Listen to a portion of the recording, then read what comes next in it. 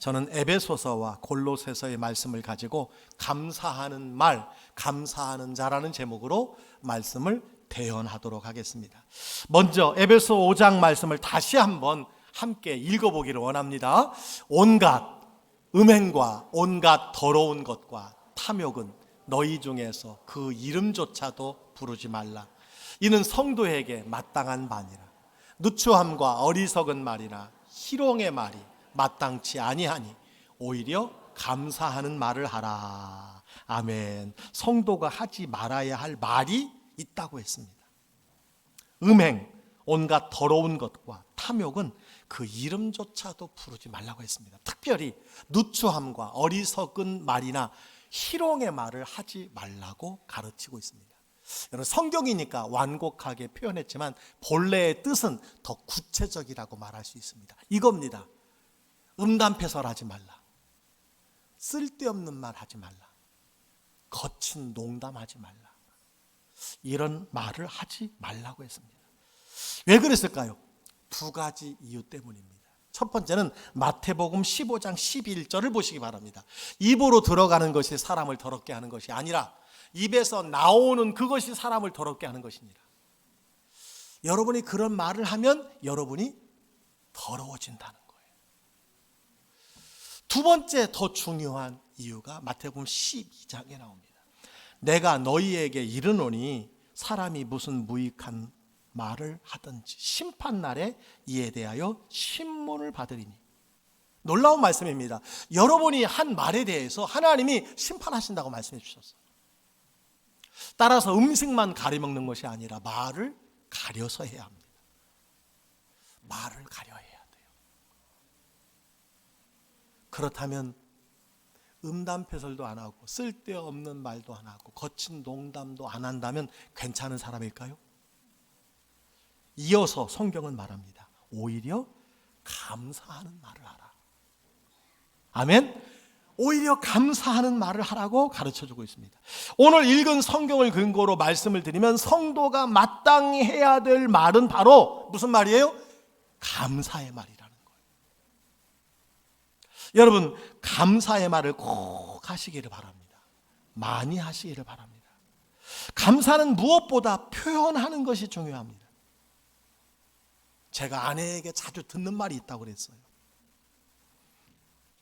여보, 표현하지 않는 사랑은 사랑이 아니야. 맞습니다. 마찬가지로 표현하지 않는 감사도 감사가 아니라는 사실을 기억하시기를 주의 이름으로 축원합니다. 특별히 성도는 감사를 말로 표현하는 것이 마땅하다고 성경은 말씀해 주고 있습니다. 그런데 오늘 본문을 읽으면서 문맥이 자연스럽지 않다는 생각을 하게 됩니다. 에베소 5장 4절을 보세요. 누추함과 어리석은 말이나 희롱의 말이 마땅하지 아니하니 오히려 감사하는 말을 하라. 이렇게 가르쳐주고 있습니다. 여러분 보세요. 누추한 말이나 어리석은 말이나 희롱의 말을 하지 말라고 했어요. 그렇다면 그 다음에 자연스럽게 나와야 될 말이 무엇일까요? 반대로 이런 말이 아닐까요? 거룩한 말을 해라. 꼭 필요한 말을 해라. 사려 깊은 말을 해라. 진담을 해라. 이렇게 말씀해야 자연스럽다고 생각합니다. 그런데 오늘 말씀에는 뜬금없이 감사하는 말을 하라고 가르쳐주고 있어요. 무슨 말씀이냐? 하나님이 보시기에 가장 거룩하고 가장 필요하고 가장 사려 깊은 말이 무엇이냐? 감사의 말이라는 거예요. 감사의 말. 한 가지씩 더 깊이 생각해 보겠습니다. 우리 입에서 나오는 말 중에 가장 거룩한 말이 무엇일까요? 여러분, 인간이 할 수 있는 가장 거룩한 언어는 감사의 말이라는 거예요. 아멘. 시편 50편 이렇게 말씀해 주고 있어요. 감사로 하나님께 제사를 드리며 지존하신 이에게 내 서원을 갚으며 환난 날에 나를 부르라. 내가 너를 건지리니 내가 나를 영화롭게 하리로다. 감사로 제사를 드리는 자가 나를 영화롭게 한다고 했어요. 감사가 빠진 제사, 즉 감사가 빠진 예배는 하나님이 원하시지 않는다고 하셨습니다. 다시 말씀드립니다. 감사는 인간의 언어 중에서 가장 거룩한 말이라는 사실을 기억하시길 바랍니다. 두 번째, 우리의 말 중에 가장 필요한 말이 무엇일까요? 가장 필요한 말, 감사인 줄 기억하시기 바랍니다. 아침에 눈을 뜨고 밤에 잠자리에 들기까지 남자는 5,000 단어를 사용한다고 그래요. 여자는요 2만 단어를 사용한다고 합니다. 여러분, 아내들이 말이 많다고 생각하면 이해하세요. 2만 단어를 쓰고 있다는 거예요. 그 중에 꼭 해야 될 말이 무엇일까요? 감사입니다. 여러분, 오늘부터 눈을 뜨면 감사, 주무시기 전에도 감사하시기를 주의 이름으로 축원합니다. 이것이 하나님의 뜻이기 때문에 그렇습니다. 세 번째, 거친 농담을 하지 말라고 했다면 진담을 하라고 해야 하잖아요. 사려 깊은 말을 해야 된다고 말해야 되잖아요. 그런데 감사하라고 했습니다. 그렇다면 하나님 보시기에 인간이 할 수 있는 사려 깊은 말은 감사라는 것입니다. 여러분, 격조 있는 말, 품격 있는 말, 따뜻한 말을 하고 싶으십니까? 감사하시기를 주의 이름으로 축원합니다. 감사에 다 담겨 있다는 거예요. 감사가 가장 거룩한 말이고, 감사가 가장 필요한 말이고, 감사가 가장 사려 깊은 말이라는 거예요. 그것이 격조 있고 품격 있고 따뜻한 말이라는 거예요. 이게 감사를 많이 하면 사람이 붙습니다. 붙게 되어 있어요. 오늘 말씀을 보면 감사에는 조건이 없습니다. 절대적 명령이에요. 그냥 감사하는 말을 하라고 했습니다. 그냥 감사하는 말을 하라는 거예요. 언제 어디서나 감사하는 말을 하는 자가 성도라는 거예요. 이것이 성도입니다. 언제 어디서나 감사하는 말을 하는 자가. 여러분, 그런데 믿음 없는 사람들도 기쁜 일, 좋은 일에 감사한다는 것입니다. 따라서 단순히 감사한다는 것만으로는 내가 성도인지 아닌지 구별할 수 없습니다. 자, 그렇다면 내가 성도인지 아닌지 언제 알 수 있을까요? 언제? 우선은요, 환경이 좋지 않은데, 일이 잘 풀리지 않았는데, 내 뜻대로 되지 않았는데 그럼에도 불구하고 감사할 수 있다면 성도라는 사실입니다. 또 한 가지는요, 감사의 타이밍이에요. 세상 사람들은 좋은 일이 있은 후에 감사합니다. 하나님께서 성도에게 기대하시는 건 뭐예요? 성도의 다른 점은 무슨 감사예요? 미리 감사라는 거예요. 미리 감사. 두 가지 차이라고 말했습니다. 믿지 않는 자와 믿는 자의 감사하는 두 가지 차이. 믿지 않는 자는 좋은 일, 기쁜 일, 감사할 일을 주었을 때 감사하지만, 믿는 자는 그리 아니하실지라도 감사하는 자. 세상 사람들은 감사한 후에, 감사한 일을 만났을 때 그 후에 감사하지만, 믿는 자는 미리 감사하는 자가 되어야 된다는 거예요. 여러분, 예수님이 오병이어의 기적을 베푸시는데 하늘을 향하여 축사하셨다는 말이 나옵니다. 감사 기도를 드리셨다는 말입니다. 오병이어의 기적을 베풀고 나서 감사 기도한 것이 아니라 기적이 있기 전에 미리 감사 기도를 드리셨다는 거예요. 여러분, 기적이 일어난 뒤에 감사드리는 것은 믿음이 아닙니다. 세상 사람들도 할 수 있는 일. 그 전에 감사하는 것이 믿음이라는 사실을 기억하시기 바랍니다. 여러분이 염려할 때 기억해야 될 말씀이 있죠. 빌립보서 4장 6절. 아무것도 염려하지 말고 다만 모든 일에 기도와 간구로 너희 구할 것을 감사함으로 하나님께 아뢰라. 염려하지 말고 앞으로 구할 것을 미리 감사함으로 하나님께 아뢰라는 말씀입니다. 미리 감사가 신앙인의 기도라는 거예요.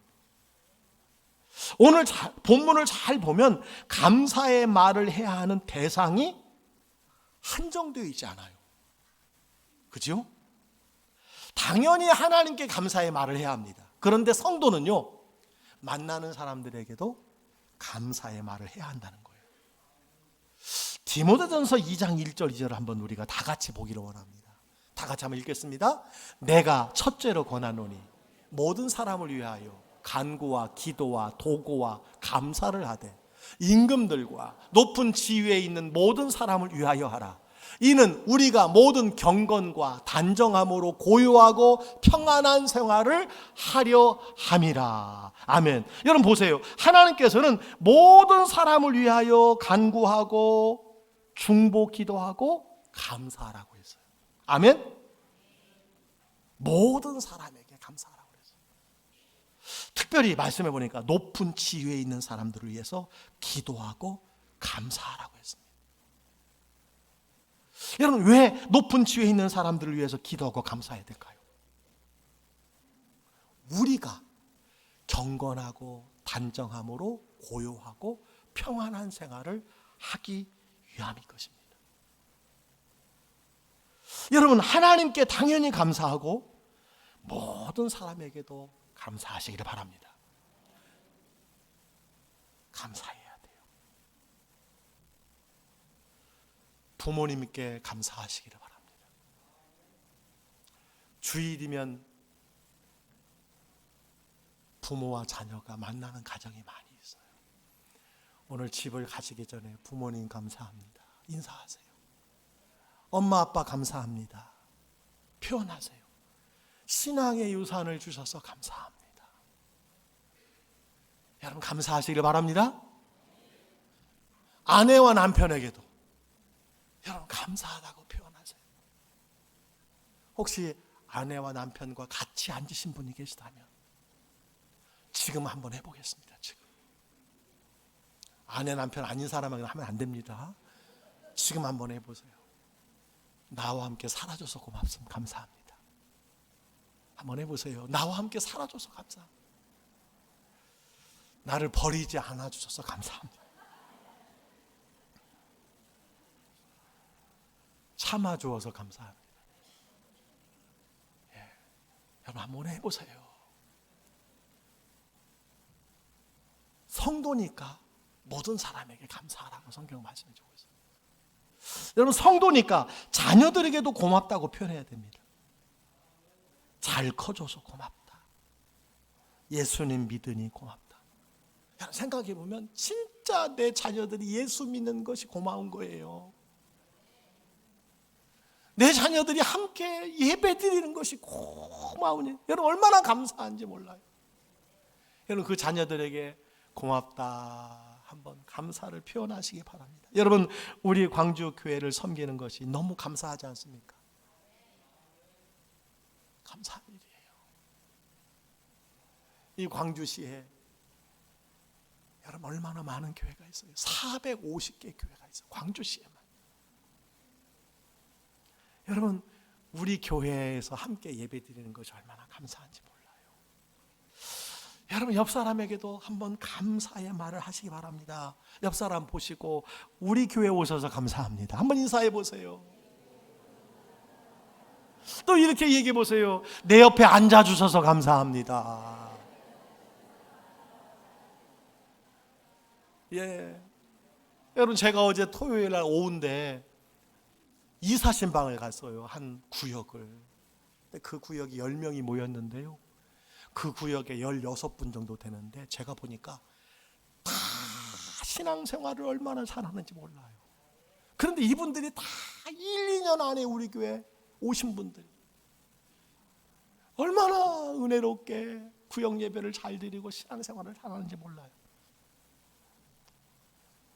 여러분, 오늘 구역장에게도 감사 인사하시기 바랍니다. 교구장에게도 감사 인사하시고, 여러분 교구 목사님들에게도 카톡으로 감사하시기를 주의 이름으로 축복합니다. 잠시만 이 말씀을 이제 집중해 들으시기 바랍니다. 우리가 레위기를 지루하다고 생각을 하지만 굉장히 재미있는 말씀입니다.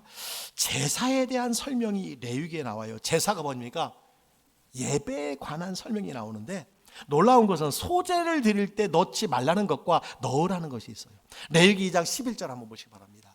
너희가 여호와께 드리는 모든 소제물에는 누룩을 넣지 말지니 너희가 누룩이나 꿀을 여호와께 화제로 드려 사르지 못할지니라. 누룩과 꿀을 넣으면 안 된다고 했습니다. 왜냐하면 소제는 우리의 헌신을 상징하기 때문에, 우리의 헌신을 다짐하는 소제를 드릴 때는 절대 누룩을 넣어서 부풀게 하지 말라는 거예요. 무슨 말인지 아십니까? 우리가 하나님께 조금 헌신해 놓고 많이 헌신한 것처럼 과장하지 말라는 거예요. 그런데요, 레위기 7장에 보면 화목제물이 나오는데 감사의 화목제물을 드릴 때는요, 놀라운 것은 누룩을 넣으라고 했어요. 누룩 넣은 빵을 유기병이라고 합니다. 그래서 레위기 7장 11절로 13절 말씀 보면 이렇게 기록되어 있어요. 여호와께 드린 화목제물의 규례는 이러하니라. 만일 그것을 감사함으로 드리려면 또 유기병을 화목제의 감사제물과 함께 그 예물로 드리되, 화목제물을 드릴 때는 누룩 넣은 유기병을 감사제물과 함께 드리라고 했어요.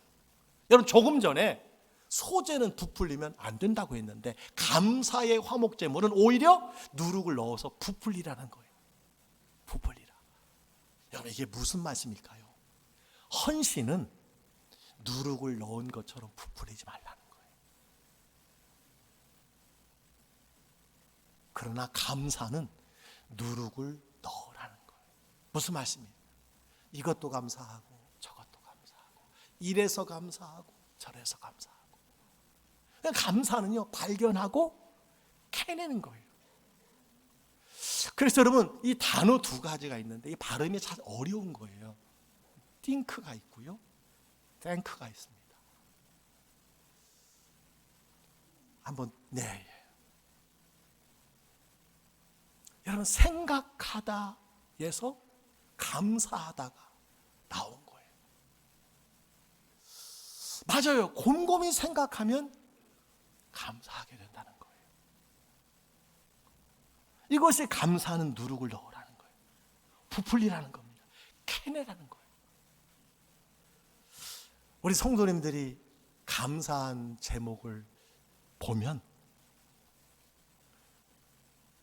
큰 사고 중에 차가 전복되었는데, 차가 완파되었는데 내가 하나도 다치지 않은 것에 대해서 감사합니다, 그렇게 간증하는 분이 계세요. 또 내가 암이 걸렸는데 일찍 발견하게 해주신 것 감사합니다. 또 그 암을 깨끗이 치료받은 것에 대해서 감사합니다. 여러분, 이렇게 간증하는 분이 계세요. 얼마나 기쁜지 몰라요.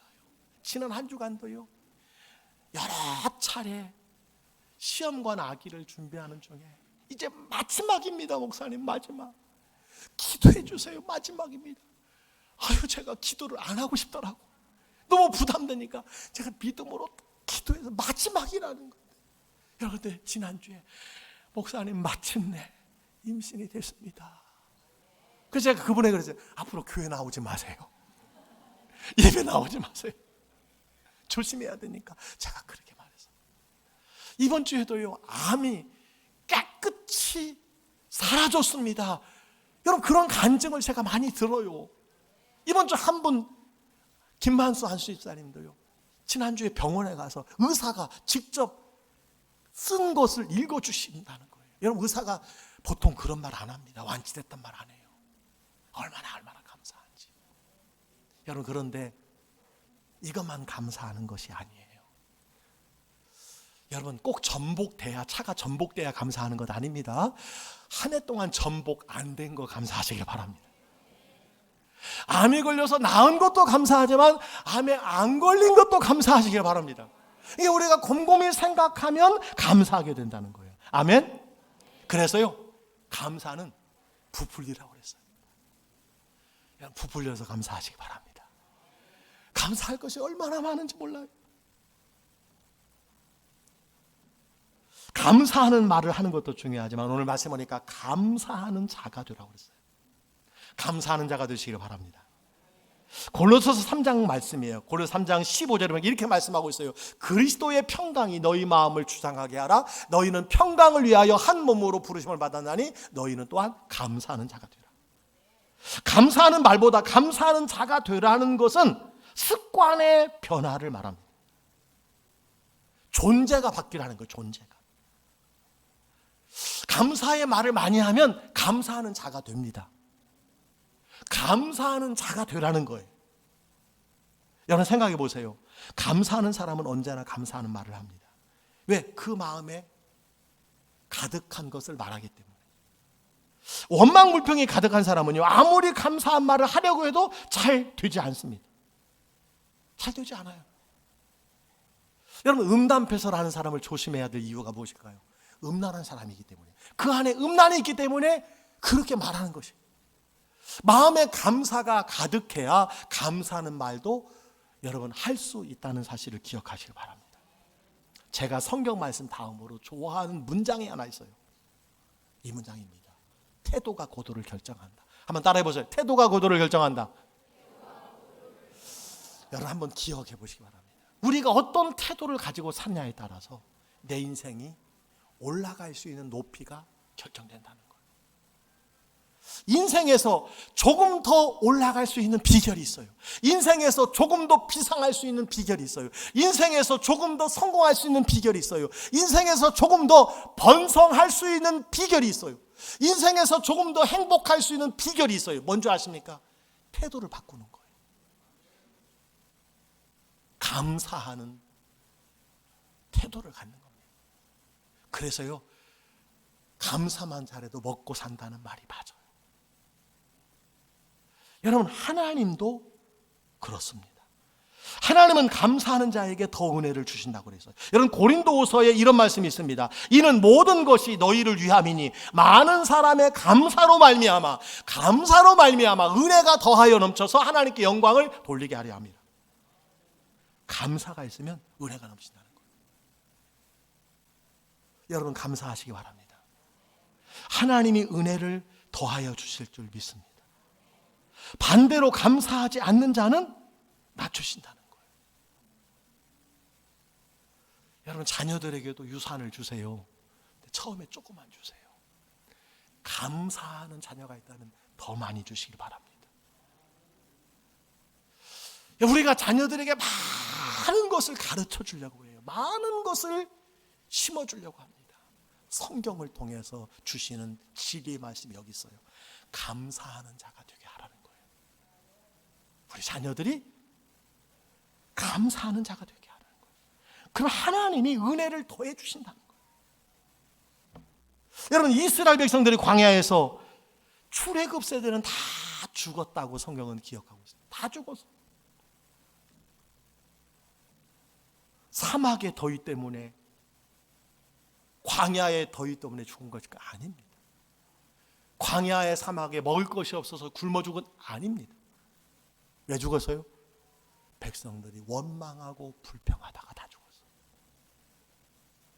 원망하고 불평하다가 다 죽었어요. 원망과 불평은 죽음에 이른다는 거예요.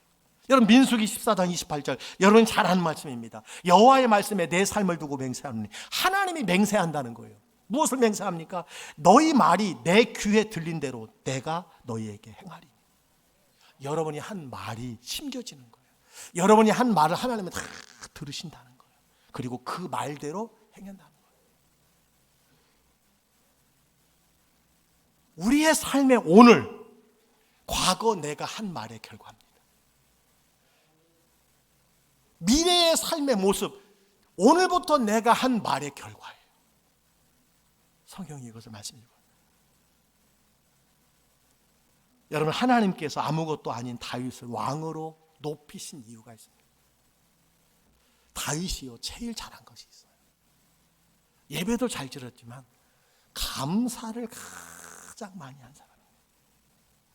구약 성경에 감사라는 단어가 122번 나오는데 그 중에 다윗이 34번 사용했어요. 감사하는 사람이에요. 그의 이런 태도가 하나님께서 그를 더 높게 하신 비결입니다. 더 높게 하셨어요. 이게 여러분 인생 성공의 비결이에요. 하나님이 복 주시는 비결입니다. 감사하세요. 여러분, 병원에서도 병실에서도 감사해 보세요. 하루에 50번, 100번 감사해 보세요. 하나님이 은혜를 베풀어 주십니다. 놀라운 일이에요. 오늘 이 말씀을 여러분이 만나는 사람에게 적용할 수 있어요. 여러분에게도 적용할 수 있습니다. 여러분이 지금 어떤 단어를 많이 쓰고 있느냐, 감사를 많이 하느냐 적게 하느냐, 여러분의 미래를 예상할 수 있습니다. 딱 꼬집어서 너무 그런 말씀하지 마세요. 여러분이 만나는 사람들, 그들의 미래 어느 정도 예상할 수 있어요. 어떻게 예상이 되나요? 그 사람이 감사의 말을 많이 하느냐 적게 하느냐에, 네, 여기에서 구분할 수 있습니다. 성경은 말합니다. 분명히 감사의 말을 할 때 하나님이 높이신다고 했어요. 영광을 받으신다고 했습니다. 다른 것이 아니에요. 감사의 말을 많이 하는 사람은 다음 단계에 높아질 수밖에 없어요. 그러나 감사의 말이 전혀 없는 사람은요, 다음 단계가 낮아질 수밖에 없어요. 왜? 태도가 인생의 고도를 결정하기 때문에. 여러분, 디모데후서 3장 2절에 이런 말씀이 있습니다. 말세에 고통하는 때가 이르르니 사람을 마음에 감사하는 마음이 사라질 것이라고 했어요. 말세에 징조가 있는데 그 중에 하나가 뭐냐면요, 사람들의 마음에 감사하는 마음이 사라진다는 거예요. 세상이 망해갈 때 감사가 사라진다는 거예요. 마찬가지로 내 입에 감사가 사라지면 내가 불행할 징조입니다. 망해가는 징조라는 거예요. 감사가 사라진 가정, 감사가 사라진 교회, 병든 가정, 병든 교회, 죽어가는 가정, 죽어가는 교회라고 말할 수 있습니다. 자, 그렇다면 어떻게 감사하는 자가 될 수 있을까요? 골로새서 3장 16절에서 그 답을 찾을 수 있습니다. 다 같이 한번 읽어보겠습니다. 그리스도의 말씀이 너희 속에 풍성히 거하여 모든 지혜로 피차 가르치며 권면하고 시와 찬송과 신령한 노래를 부르며 감사하는 마음으로 하나님을 찬양하고. 아멘. 언제 감사하는 자가 되는 것일까요? 하나님의 말씀이 내 속에 풍성히 거할 때. 아멘. 그때 감사한 자가 된다는 거예요. 그리고 그 다음 17절을 보시기 바랍니다. 17절. 또 무엇을 하든지 말에나 이래나 다 주 예수의 이름으로 하고 그를 힘입어 하나님께 감사하라. 무엇을 하든지 말에나 이래나 다 주 예수의 이름으로 하면 감사하게 된다는 거예요.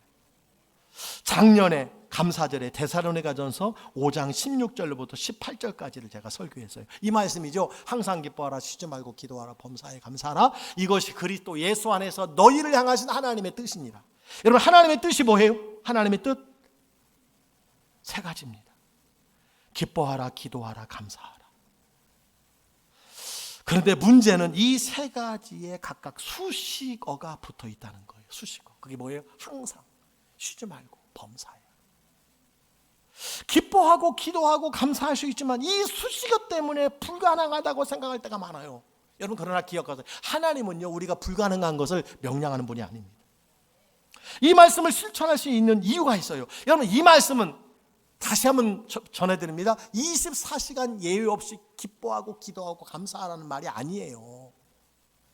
이 말씀은 상태에 관한 말씀이 아니라 지향에 대한 말씀이에요. 방향에 관한 말씀이에요. 태도에 관한 말씀이에요. 이런 상태를 계속 유지하고 살라는 것이 아니라 그것을 지향하라는 거예요. 그런 태도를 취하라는 겁니다. 그런 의지를 가지고 살라는 거예요. 여러분, 살다 보면 별의별 일들이 다 일어날 수 있습니다. 원망 불평할 때가 있어요. 기도할 수 없을 때가 있어요. 도저히 감사할 수 없을 때가 있습니다. 그러나 다시 기쁨과 기도와 감사로 돌아가라는 거예요. 다시 그런 태도를 취하라는 거예요. 여러분, 나침판 아시지요? 나침반. 나침반은 24시간 항상 쉬지 않고 범사의 북쪽을 가리킵니다. 이 나침반을 흔들면 바늘이 사방으로 흔들립니다. 그런데 24시간 항상 쉬지 않고 범사에 어김없이 다시 북쪽을 가리켜요. 우리도 살다 보면 성도라고 할지라도 흔들릴 때가 있습니다. 여러분, 흔들리지 않고 피는 꽃이 없고 흔들리지 않는 사람이 없는 것처럼 성도도요 흔들릴 때가 있습니다. 그러나 성도라면 다시 기쁨으로, 다시 기도의 자리로, 다시 감사의 자리로 돌아가라는 말씀인 줄 믿습니다. 그런데 이 나침판이 항상 북쪽을 가리키는 이유가 무엇일까요? 힘 때문에, 힘, 자기장, 자기력 때문에. 여러분, 이와 동일합니다. 우리가 흔들렸다가도 다시 기뻐하고 기도하고 감사하는 자리로 돌아갈 수 있는 것은 그 힘 때문이에요. 누구의 힘? 예수 그리스도의 힘. 예수 안에 있을 때 그분의 힘을 힘입어 다시 돌아가게 되는 줄 믿습니다. 예수님이 힘과 능력을 우리에게 주시기 때문인 줄 믿습니다. 말씀을 마칩니다. 성도가 하지 말아야 할 말이 있다고 했습니다. 누추한 말, 음담패설하지 마세요. 어리석은 말, 쓸데없는 말 하지 마세요.